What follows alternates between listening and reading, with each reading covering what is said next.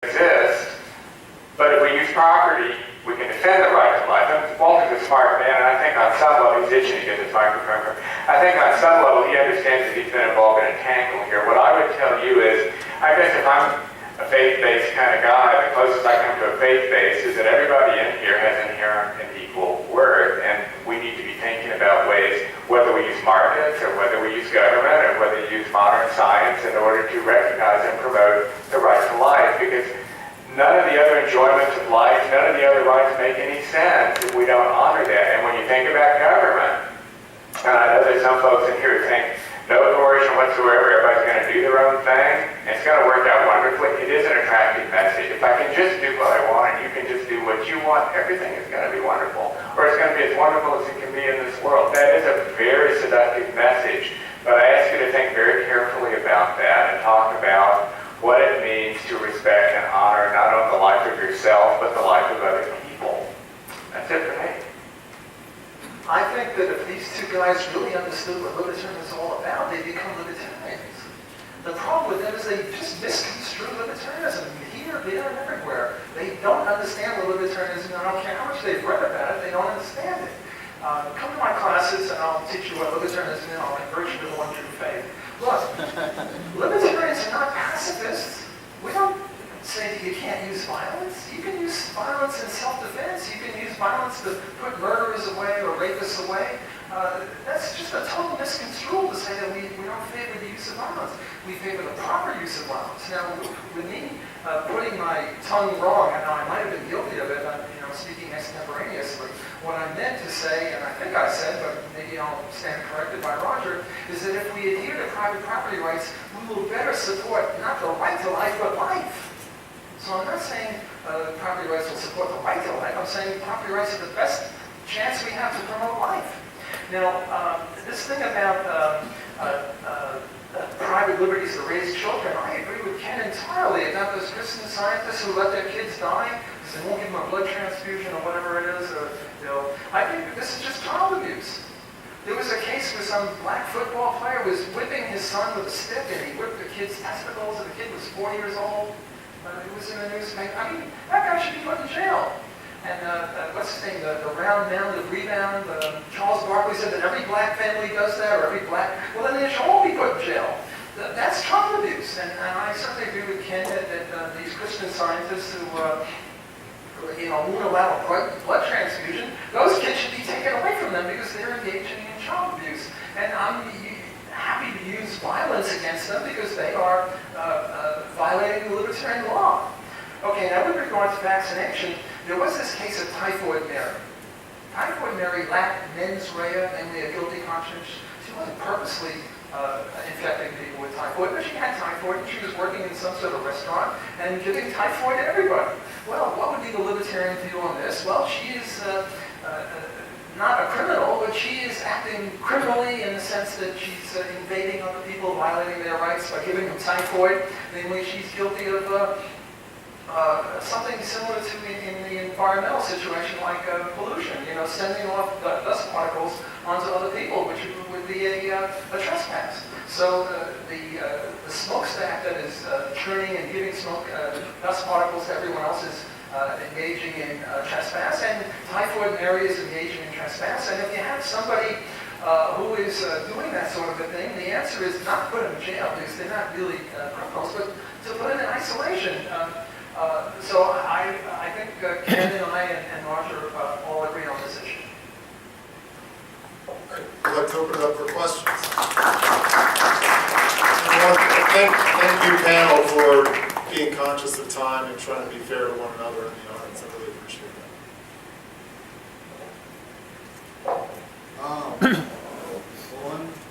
First of all, Why don't you stand up and speak to them so that everyone hears you? Stand up. I'm talking to you though. Well, that's okay. Everyone wants to hear it. All right, so thank you all. Dr. Swadley, good to finally see you speak in person. I know you're reading literature. And so now I'll let you, since this will be more of a consensual thing, I have two points, two things that I would like to talk about, but I'll only talk about one, so I'll let you choose.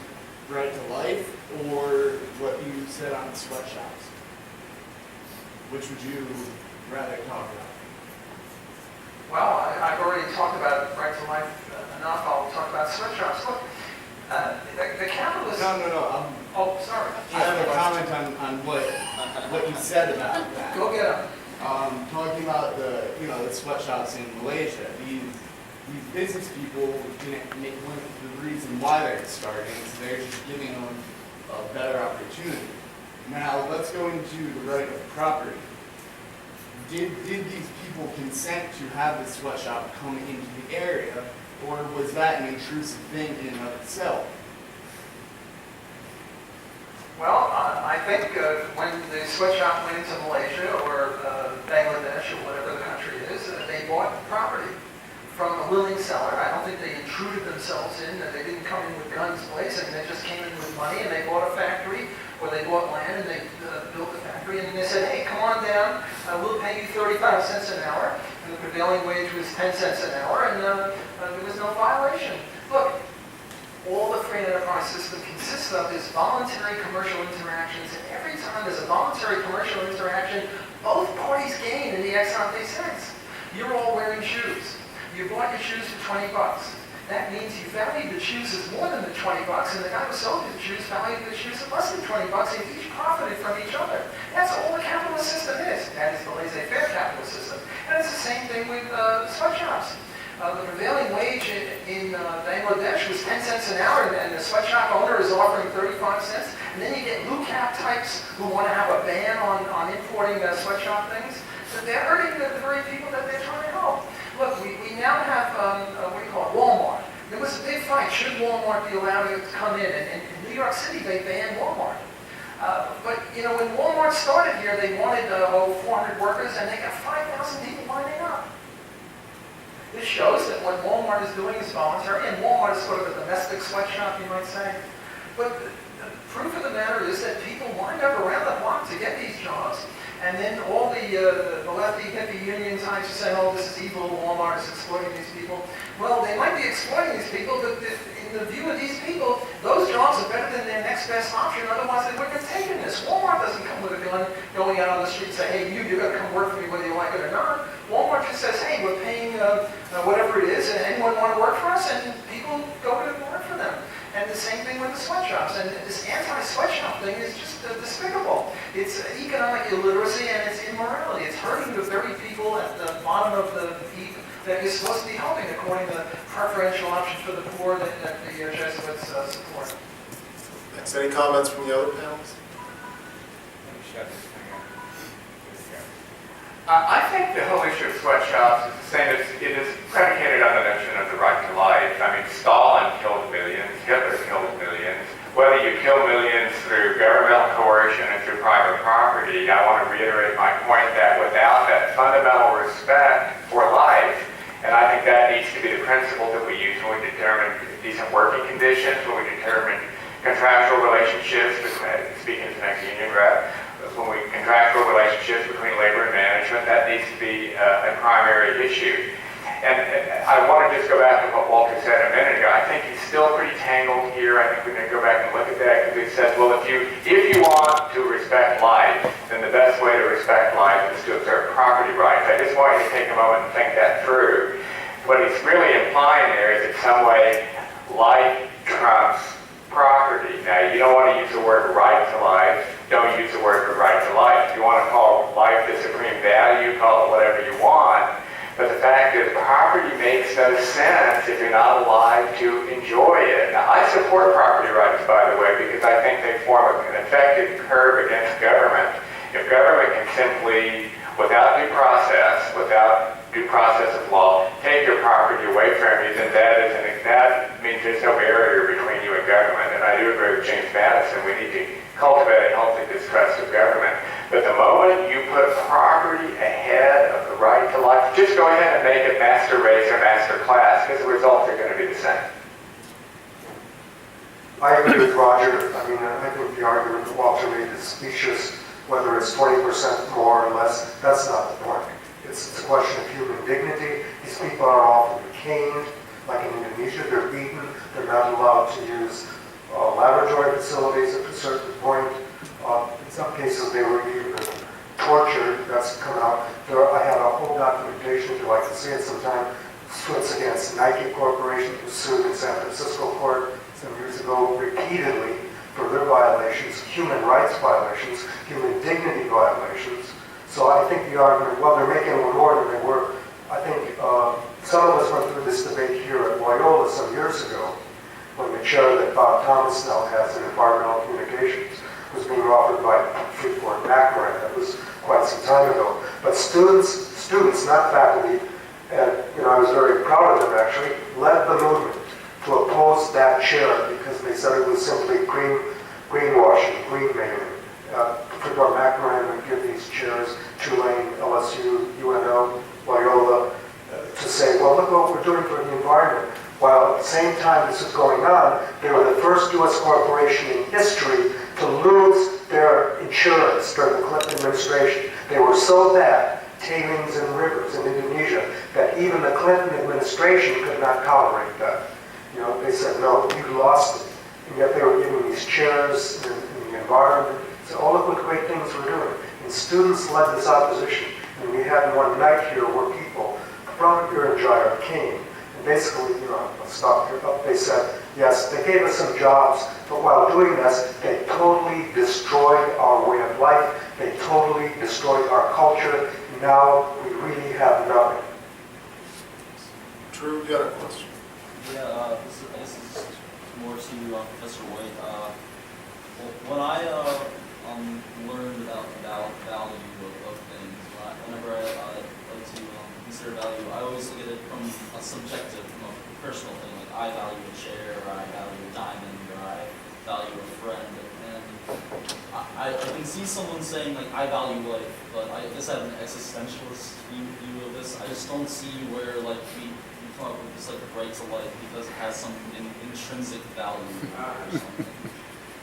So there was a famous case in the 1920s called Leopold and Loeb, which I would refer you to read up on. These were two young, very wealthy young men who had read Nietzsche, who I'll be teaching in the fall. So nothing against Nietzsche, but I'll be teaching Marx in the fall, much while Walter comes in, I'll teach him if you think about that. But Nietzsche, they took their understanding of Nietzsche to mean that it's a subject, all these are subjective value judgments. So they decided to test Nietzsche's theory by kidnapping a man and killing him. And they did. Now, call me sentimental, call me emotive, but it seems to me that that was wrong. And that is not just my personal opinion that it was wrong. Now, as I said, I don't have a metaphysics of solidarity for you. I mean, if we need to logically prove to anybody in here that you shouldn't kill me, I'm just a little distressed about that. All right, so if we have to go that far. What I can tell you from a political point of view is that if you have a government, and remember the definition of government is a legitimate monopoly of violence. That is what government is. I think we can agree on it. We agree on that. Government without violence is sort of a social club of some kind. If they do not primarily respect the right to life, expect blood to begin to flow soon. I really don't understand how we got into Leopold and Loeb murdering an innocent person, and somehow that's libertarian in favor of this? I mean, that's crazy. The essence of libertarianism is against murder. Roger's talking about the master race and the master class. I mean, the master race, Hitler killed 11 million people, 6 million Jews and 5 million others, and Stalin and Pol Pot and Uncle Mao killed 16 million. This is libertarianism? I don't know how we got from libertarianism to mass murder. The essence of libertarianism is the non-aggression principle. Look, there was this criticism of anarcho-capitalism. Right now, there is anarcho-capitalism between countries. The relationship of Argentina and Arabia is one of anarchism. The relationship of Canada and Chad and Brazil and Burundi is one of anarchism. And if you're really against anarchism, you have to favor world government. The problem with world government, I speak as a Jew here, we're always running from this guy or from that guy. There's no place to run if you have world government. So if you really oppose anarchism, you have to oppose anarchism between countries, and opposing anarchism between countries is world government. So these guys are now favoring world government. Look, the problem with the government is that not that use is violence, because violence in defense is okay. It's that they use offense. They force people to pay taxes even though the people didn't agree to be part of it. It's not a club, and Roger is going, right, it's not a club, but it's only legitimate. It is a club. See, some people say, well, taxes are just like club dues, but it's not, because they force you to join it. So government is per se, I now speak as an anarcho-libertarian, not as a minarchist, government is per se an invasive violent group. But don't confuse libertarianism and say that we're against all violence. We're only against initiatory violence. Now, Roger has got his tongue twisted too. He's going from respect for life to right to life, and the two are very different. Of course, libertarians respect life and respect property, and life is just a property that we own. I own this body, and this body's alive. It's a property right. So, of course, we respect a life, but a right to life means that you have an obligation to support my life, and if there's somebody dying, you're a murderer. How do you get around that? That's crazy. Professor Keulman, do you have any comments? Well, again, to kind of second on this debate, I do uphold a basic right to life. If you do not stand for some form of right to life, I refer you back to what Walter just said, Brown, Hitler, Stalin, etc. And that it's not enough just to have a nice sentiment of, yeah, that would be nice if we all respected life. But I really think, given the kinds of societies we've developed, I'm not talking about world government here, this has to be institutionalized in some way. That's why we have what's called the rule of law.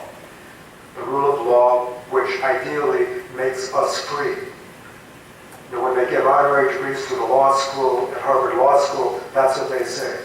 Those who have studied and will institute the rule of law, those laws which make us free. And I think in a democratic society, such as ours, that is the function of law.